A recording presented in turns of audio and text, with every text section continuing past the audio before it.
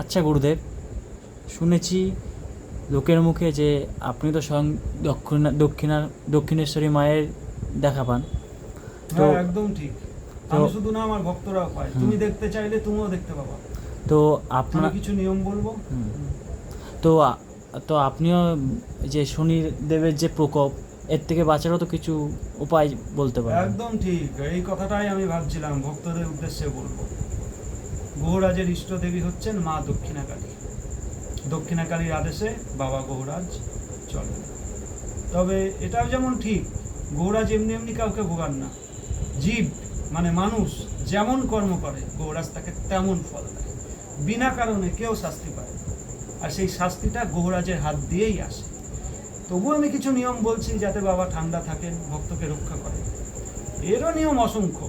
সবার আগে হতে হবে সদাচারী। যার উপর শনির দশা হয়েছে সে বুঝতে পারবে।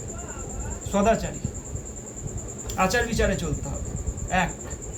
2 নম্বর হচ্ছে শারীরিক, মানসিক, বাচিক, এই 3 ভাবে নিজেকে শুদ্ধ করতে হবে। মুখে বেশি ফালতু কথা বলা যাবে না, আলফাল। মনে বেশি কুচিন্তা করলে বাবা রুষ্ট হবে, আরও বেশি চাপ দেবে। 3 নম্বর হচ্ছে হরিকথা, কৃষ্ণ কথার মধ্যে থাকা ভালো, এতেও মঙ্গল। 4 নম্বর হচ্ছে শিবলিঙ্গে জল অর্পণ, বিল্লপত্র অর্পণ, এতেও মঙ্গল। 5 নম্বর হচ্ছে জগজ্জননী ভগবতীর চরণে 28টা জবা ফুল দান, 11টা জবা ফুল দান, 5টা দান কিংবা 7টা দান, যার যেরকম থাকবে, শনিবার করে, এটাও হবে। 5 নম্বর হচ্ছে অবলা পশু পাখিদের সাহায্য করা। সব থেকে বাবা বেশি খুশি হয় মা বাবাকে ভক্তি করতে হবে। কেন, গৌরাজের দশা দৃষ্টি পড়লে মা বাবার খুব সমস্যা হয়, জাতক বা জাতিকা। সেক্ষেত্রে মা বাবাকে একটু খেয়াল রাখা, মা বাবার সেবাতেই খুব সন্তুষ্ট হয়।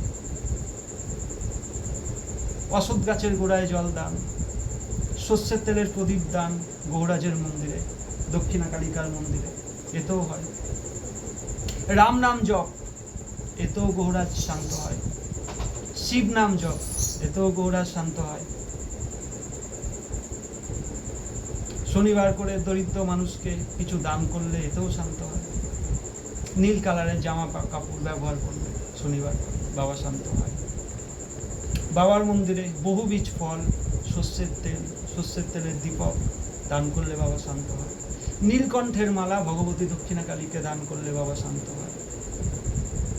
এবার সবই আরও আছে, বহু আছে, সব একসাথে বললে মানুষ তো করতে পারবে না। মেন এখানে বলা হচ্ছে যার উপর শনির দৃষ্টি পড়বে, ঘোর দিয়ে যার উপর পড়বে, একটু শুদ্ধ পবিত্রভাবে থাকুক। গুরুমন্ত্র নিক, গুরু ঘরে যাতায়াত করুক, ত্রিসন্ধ্যা জপ করুক, একটু সদাচারে থাকুক। শুধু শারীরিক না, একটু মানসিক, মনেও অনেক কুচিন্তা আসে, যতটা পারা যায় ততটা।